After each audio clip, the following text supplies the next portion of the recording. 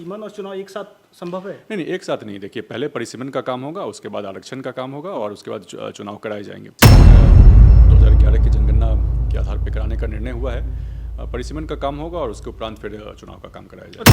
आयोग को पूरा सहयोग रहेगा विभाग का कि परिसीमन का काम समय पे कराया जाए और उसके उपरांत चुनाव होना है, चुनाव भी समय पे कराने की पूरी कोशिश करेंगे। आयोग को पूरा सहयोग रहेगा विभाग का कि परिसीमन का काम समय पे कराया जाए और उसके उपरांत चुनाव होना है, चुनाव भी समय पे कराने की पूरी कोशिश की जाएगी। बिहार में पंचायत चुनाव को लेकर लगातार कई तरह के सवाल उठ रहे हैं और इन तमाम सवालों का जवाब देने के लिए हमारे साथ बिहार के पंचायती राज मंत्री दीपक प्रकाश है। उनसे जानेंगे कि क्या जिस तरीके से कई तरह के सवाल उठ रहे हैं पंचायत चुनाव को लेकर, क्या कहेंगे सर? जो लगातार संशय बना हुआ है उस पर क्या कहेंगे? नहीं, संशय की कोई बात नहीं है। परिसीमन 2011 की जनगणना के आधार पर कराने का निर्णय हुआ है। परिसीमन का काम होगा और उसके उपरांत फिर चुनाव का काम कराया जाएगा। चुनाव से पहले परिसीमन की बात आना, फिर चुनाव लेट होना? नहीं, चुनाव से पहले परिसीमन कराया जाना है, लेकिन पूरी कोशिश रहेगी कि परिसीमन कराते हुए चुनाव सही समय पर संपन्न कराया जाए। कब तक सूची आ जाएगी परिसीमन? नहीं, सारा काम परिसीमन से संबंधित काम हो या चुनाव से संबंधित काम हो, ये सारा काम निर्वाचन आयोग के निर्देशन और अनुश्रवण में होता है। तो इस पर टाइमलाइन कमिट करना मेरे लिए संभव नहीं हो पाएगा। इसके लिए टाइमलाइन को लेकर के क्लैरिफिकेशन निर्वाचन आयोग के माध्यम से आएगा, लेकिन विभाग की तरफ से पूरा सहयोग है निर्वाचन आयोग को कि सारा काम सही समय पर कराया जाए। क्या इस साल चुनाव संभव है?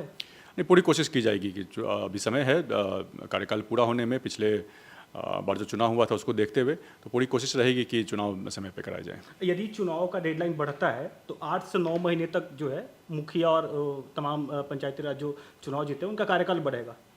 नहीं, ऐसा कुछ नहीं है। अभी भी पूरी कोशिश रहेगी।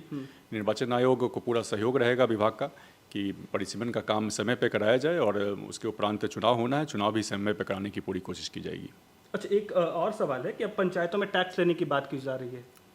लोगों का कहना क्या है कि जो सुविधाएं अन्य राज्यों में मिलते, जो अन्य 11 राज्यों में टैक्स लगते हैं, वहाँ पे कई तरह की सुविधाएं, यहाँ पे सुविधा बिहार में नहीं है। नहीं, तमाम तरह की सुविधाएं विभाग के माध्यम से पंचायती राज संस्थाओं के माध्यम से लोगों को उपलब्ध कराई जा रही हैं और टैक्स से सीधे तौर पर उसको टैक्स के रूप में नहीं देखना है। जो कुछ भी व्यवस्था की जा रही है, पंचायतें हमारी आर्थिक रूप से सशक्त बने, आर्थिक रूप से आत्मनिर्भर बने, इस सोच के साथ किया जा रहा है। जो भी राशि केंद्र के द्वारा आती है अनुदान के रूप में, राज्य के द्वारा अनुदान के रूप में पंचायती राज संस्थाओं को दी जाती है, उसको सप्लीमेंट करने के लिए किया जा रहा है। तो हर तरीके से पंचायतें सशक्त हो, इस सोच के साथ किया जा रहा है। लेकिन जो भी नियमावली के माध्यम से जो व्यवस्था खड़ी की जा रही है पंचायतों में, इसमें पूरी कोशिश रहेगी कि आम जनता के ऊपर इसका कम से कम भार पड़े। आरक्षण रोस्टर को लेकर अभी तो परिसीमन का काम होगा, उसके बाद परिसीमन का काम जब हो जाएगा उसके बाद नए सिरे से आरक्षण के ऊपर काम निर्वाचन आयोग करेगा। यानी इस साल चुनाव संभव नहीं है?